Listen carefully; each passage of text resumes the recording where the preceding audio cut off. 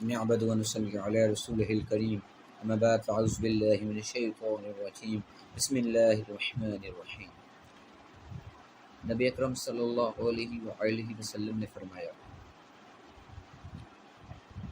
کہ جب تمہارے والدین میں سے دو یا دونوں میں سے ایک بوڑھے ہو جائیں تو پھر اگر وہ تمہیں ڈانٹیں انہیں اف تک نہ کرو۔ قرآن مجید میں احادیث میں والدین کے اہمیت بہت کھل کر بیان دی گئی ہے اور والدین کا مقام بہت زیادہ بتایا گیا ہے،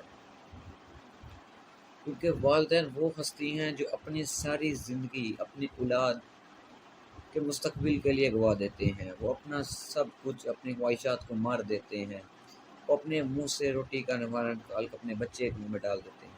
والدین واحد وہ ہستی ہیں جو اپنے بچے سے ایسی محبت کرتے ہیں، وہ چاہتے ہیں کہ میرا بچہ میرے سے اوپر چلا جائے۔ جو تکلیفیں، جو مشکلات میں نے اٹھائی ہیں وہ میرے بچے کو، میرے بچوں کو آگے نہ اٹھانی پڑے، اور پھر بچوں کو اچھے سے اچھا جو ہے لائف سٹائل دے سکوں۔ ہر والدین کی خواہش ہوتی ہے اور وہ اس کو پورا کرنے کے لیے اپنی ساری عمر کو جو ہے وہ گزار دیتے ہیں۔ اس کے بدلے میں بچوں سے بہت جو ہے قرآن مجید میں حدیث میں کہا گیا کہ اپنے والدین کو کچھ نہ کرو، اپنے والدین کچھ نہ کرو۔ حتیٰ کہ جب اللہ نے اپنے بندوں کو بتانا تھا کہ مجھے آپ سے کتنی محبت ہے تو اللہ نے والدین میں سے والدہ کو چنا کہ جتنی تمہاری ماں تم سے محبت کرتی ہے نا اسے 70 گنا میں کرتا ہوں۔ اللہ نے بھی والدہ کی محبت سے ہی تشبیہ دی کر جو ہے وہ اپنی محبت کا اظہار کیا کہ میں تمہیں 70 گنا محبت کرتا ہوں۔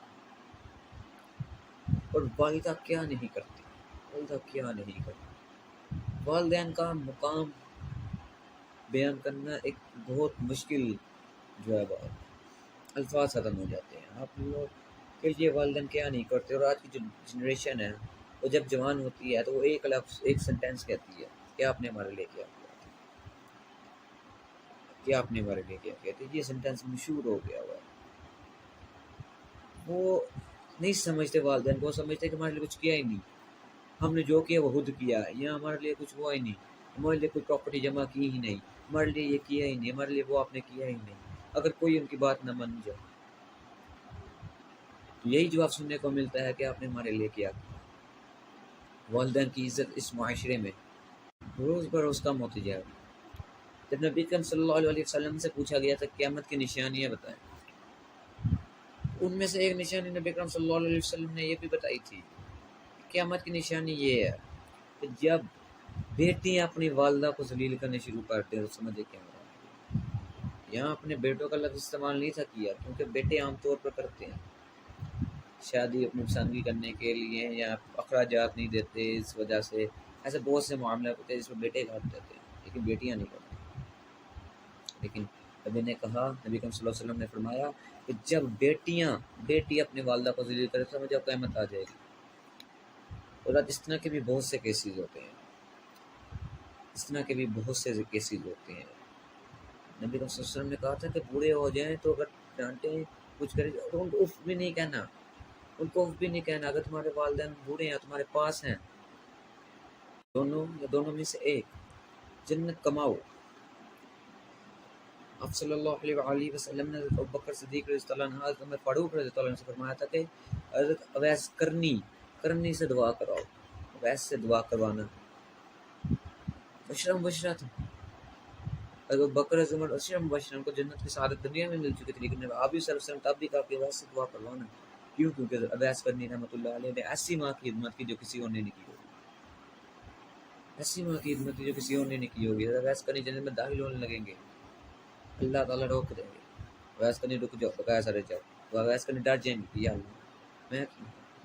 تو آپ صلی اللہ علیہ وسلم اللہ تعالیٰ فرمائیں گے کہ جہنم کے لوگ اویس جس پر تیری انگلی پڑتی رہے گی تیری وجہ سے اس کو جنت عطا کر دیں۔ یہ اویس کرنی کا مقام تھا، کس کی وجہ سے مقام اتنا؟ والدہ کی وجہ سے، والدہ کی خدمت کی وجہ سے اتنا مقام مل گیا۔ تو یہ والدین کا مقام تھا۔ نبی کریم صلی اللہ علیہ وسلم نے فرمایا اگر میں نماز پڑھ رہا ہوتا اور میری والدہ مجھے آواز دیتی اور میں رکوع میں جانے لگتا تو میں نماز چھوڑ کے پہلے اپنی والدہ کی آواز جاؤ واپس سنتا۔ یہ مقام تھا، یہ مقام تھا۔ تو والدین تو جنت کمانے کا ذریعہ ہیں۔